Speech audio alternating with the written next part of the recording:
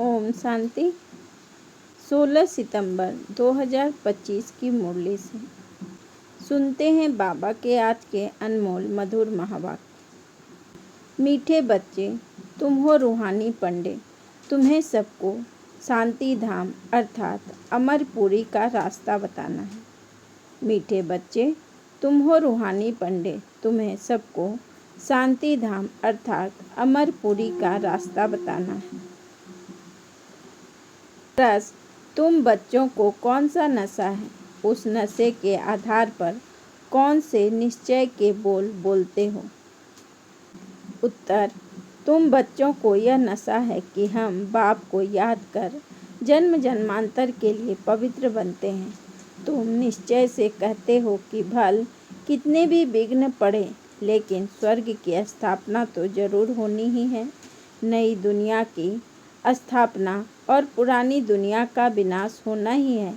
यह बना बनाया ड्रामा है, इसमें संशय की बात ही नहीं। ओम शांति। रूहानी बच्चों प्रति रूहानी बाप समझा रहे हैं, तुम जानते हो हम आत्मा हैं। इस समय हम रूहानी पंडे बने हैं, बनते भी हैं, बनाते भी हैं। यह बातें अच्छी रीति धारण करो। माया का तूफान भुला देता है। रोज सुबह शाम यह विचार करना चाहिए। यह अमूल्य रत्न अमूल्य जीवन के लिए रूहानी बाप से मिलते हैं। तो रूहानी बाप समझाते हैं, बच्चों तुम अभी रूहानी पंडे व गाइड हो मुक्ति धाम का रास्ता बताने लिए। यह है सच्ची सच्ची अमर कथा अमरपुरी में जाने की। अमरपुरी में जाने के लिए तुम पवित्र बन रहे हो। अपवित्र भ्रष्टाचारी आत्मा अमरपुरी में कैसे जाएगी। मनुष्य अमरनाथ की यात्रा पर जाते हैं, स्वर्ग को भी अमरनाथपुरी कहेंगे। अकेला अमरनाथ थोड़े ही होता है। तुम सब आत्माएं अमरपुरी जा रही हो। वह है आत्माओं की अमरपुरी परम धाम। फिर अमरपुरी में आते हैं शरीर के साथ। वहाँ कौन ले जाते हैं। परम पिता परमात्मा सभी आत्माओं को ले जाते हैं।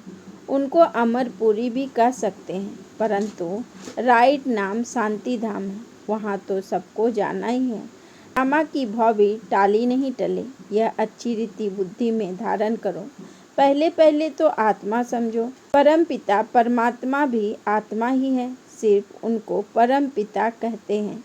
वह हमको समझा रहे हैं, वही ज्ञान का सागर है, पवित्रता का सागर है। अब बच्चों को पवित्र बनाने के लिए श्रीमत देते हैं कि मामेकम याद करो, तो तुम्हारे जन्म जन्मांतर के पाप कट जाएंगे। याद को ही योग कहा जाता है। तुम तो बच्चे हो ना, बाप को याद करना है, याद से ही बेड़ा पार है।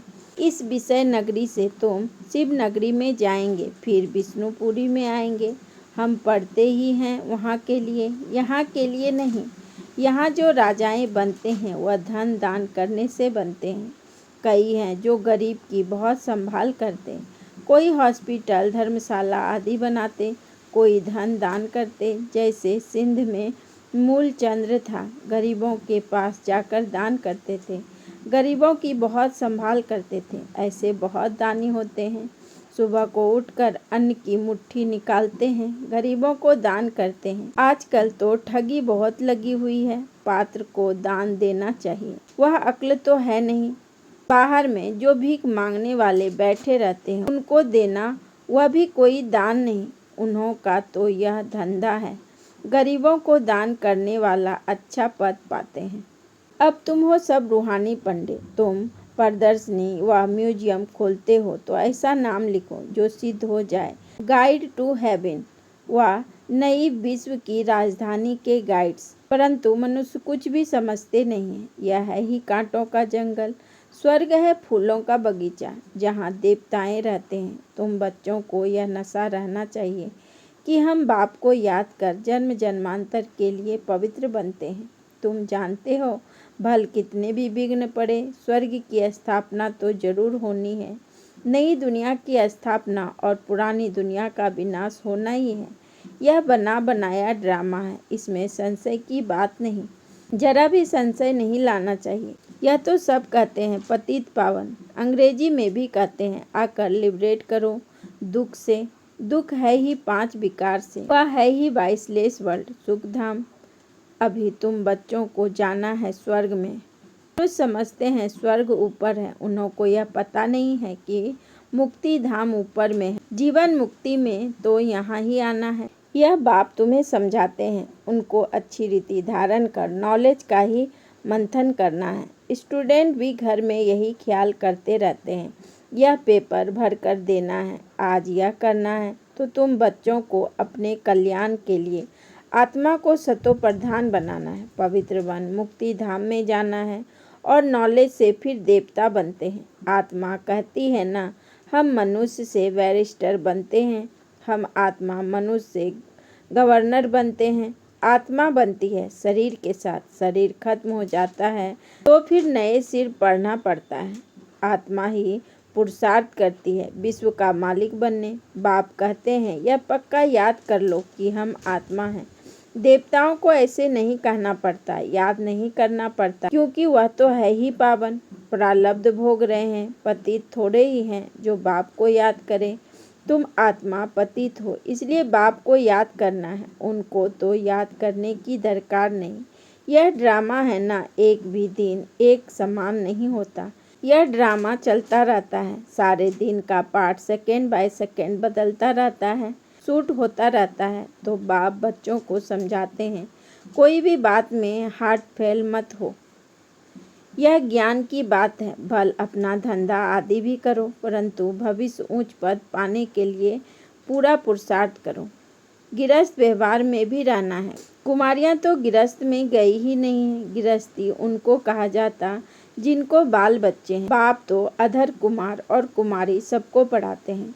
अधर कुमार का भी अर्थ नहीं समझते, क्या आधा शरीर है? अभी तुम जानते हो कन्या पवित्र है और अधर कन्या उनको कहा जाता जो अपवित्र बनने के बाद फिर पवित्र बनती है। तुम्हारा ही यादगार खड़ा है। बाप ही तुम बच्चों को समझाते हैं, बाप तुमको पढ़ा रहे हैं। तुम जानते हो हम आत्माएं मूल वतन को भी जानते हैं। फिर सूर्यवंशी चंद्रवंशी कैसे राज्य करते हैं, क्षत्रिय पने की निशानी बाण क्यों दिखाया है, वह भी तुम जानते हो। लड़ाई आदि की तो बात है नहीं, ना असुरों की बात है, ना चोरी की बात सिद्ध होती है। ऐसा तो कोई रावण होता ही नहीं जो सीता को ले जाए। तो बाप समझाते हैं मीठे मीठे बच्चे, तुम समझते हो हम हैं हेवन के मुक्ति जीवन मुक्ति के पंडे, वह है जिस्मानी पंडे। हम है रूहानी पंडे, वह है कलयुगी ब्राह्मण। तुम संगम युगी ब्राह्मण अभी पुरुषोत्तम बनने के लिए पढ़ रहे हो। बाबा अनेक प्रकार से समझाते रहते हैं, फिर भी देह अभिमान में आने से भूल जाते हैं। मैं आत्मा हूँ, बाप का बच्चा हूँ, वह नशा नहीं रहता है। जितना याद करते रहेंगे उतना देह अभिमान टूटता जाएगा। अपनी संभाल करते रहो। देखो हमारा देह अभिमान टूटा है, हम अभी जा रहे हैं, फिर हम विश्व के मालिक बनेंगे। हमारा पाठ ही हीरो हीरोइन का है। हीरो हीरोइन नाम तब पड़ता है जब कोई विजय पाते हैं। तुम विजय पाते हो तब तुम्हारा हीरो हीरोइन का नाम पड़ता है। इस समय इनसे पहले नहीं था। हारने वाले को हीरो हीरोइन नहीं कहेंगे। तुम बच्चे जानते हो हम अभी जाकर हीरो हीरोइन बनते हैं। तुम्हारा पाठ ऊंच से ऊंच है। कौड़ी और हीरो का तो बहुत फर्क है। भल कोई कितने भी लाखपति व करोड़पति हो, परंतु तुम जानते हो यह सब विनाश हो जाएंगे। तुम आत्माएं धनवान बनती जाती हो, बाकी सब देवालय में जा रहे हैं। यह सब बातें धारण करनी है, निश्चय में रहना है। यहाँ नशा चढ़ता है, बाहर जाने से नशा उतर जाता है। यहाँ की बात यहाँ रह जाती। बाप कहते हैं बुद्धि में रहे। बाप हमको पढ़ा रहे हैं जिस पढ़ाई से हम मनुष्य से देवता बन जाएंगे, इसमें तकलीफ की कोई बात नहीं। धंधे आदि से भी कुछ टाइम निकाल याद कर सकते हो, यह भी अपने लिए धंधा है ना। छुट्टी लेकर जाए बाबा को याद करो, यह कोई झूठ नहीं बोलते हैं। सारा दिन ऐसे ही थोड़े ही गंवाना है। हम भविष्य का तो कुछ ख्याल करें। युक्तियाँ बहुत है, जितना हो सके टाइम निकाल बाप को याद करो। शरीर निर्वाह के लिए धंधा आदि भी भल करो। हम तुमको विश्व का मालिक बनाने की बहुत अच्छा राय देते हैं। तुम बच्चे भी सबको राय देने वाले ठहरे। वजीर राय के लिए होते हैं ना। तुम एडवाइज़र हो सबको। मुक्ति जीवन मुक्ति कैसे मिले इस जन्म में वह रास्ता बताते हो। मनुष्य स्लोगन आदि बनाते हैं तो दीवार में ऊपर लगा देते हैं। जैसे तुम लिखते हो बी होली एंड राजयोगी, परंतु इनसे समझेंगे नहीं। अभी तुम समझते हो हमको बाप से यह वर्षा मिल रहा है, मुक्ति धाम का भी वर्षा है। मुझे तुम पतित पावन कहते हो तो मैं आकर राय देता हूँ पावन बनने की। तुम भी एडवाइज़र हो। मुक्ति धाम में कोई भी जा नहीं सकता जब तक बाप एडवाइस ना करे, श्रीमत ना दे। श्री अर्थात श्रेष्ठ मत है ही शिव बाबा की। आत्माओं को श्रीमत मिलती है शिव बाबा की। पाप आत्मा पुण्य आत्मा कहा जाता है। पाप शरीर नहीं कहेंगे, आत्मा शरीर से पाप करती है, इसलिए पाप आत्मा कहा जाता है। शरीर बिगर आत्मा ना पाप ना पुण्य कर सकती है। तो जितना हो सके विचार सागर मंथन करो। टाइम तो बहुत है। टीचर व प्रोफेसर है तो उनको भी युक्ति से यह रूहानी पढ़ाई पढ़ानी चाहिए जिससे कल्याण हो। बाकी इस जिस्मानी पढ़ाई से क्या होगा, हम यह पढ़ते हैं बाकी थोड़े दिन हैं। विनाश सामने खड़ा है, अंदर उछल आती रहेगी। कैसे मनुष्य को रास्ता बताएं।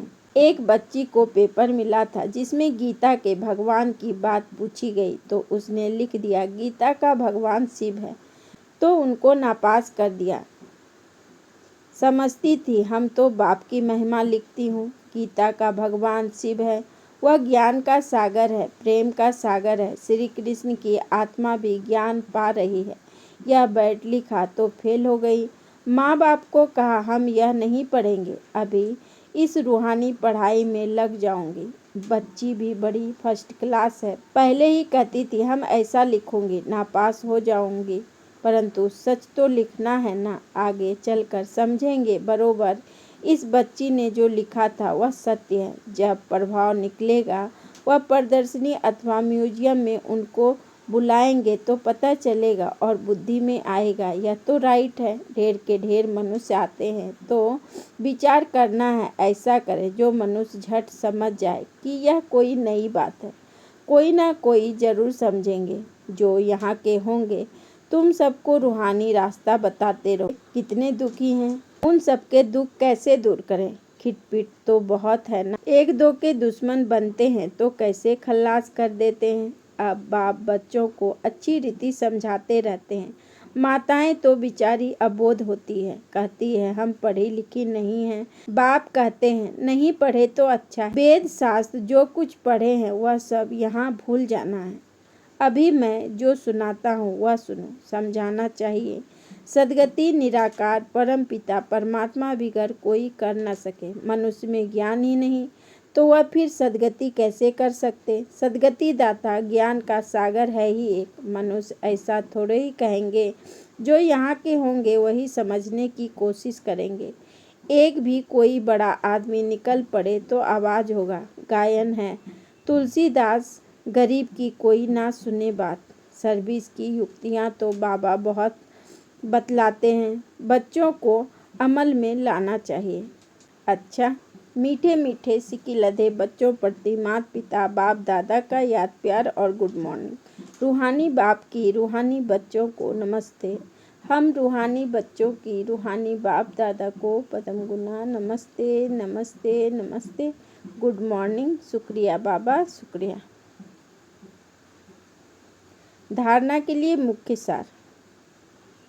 नंबर 1, धंधा आदि करते भविष्य ऊंच पद पाने के लिए याद में रहने का पूरा पुरुषार्थ करना है। यह ड्रामा सेकेंड बाय सेकेंड बदलता रहता है, इसलिए कभी कोई सीन देखकर हार्ट फेल नहीं होना है।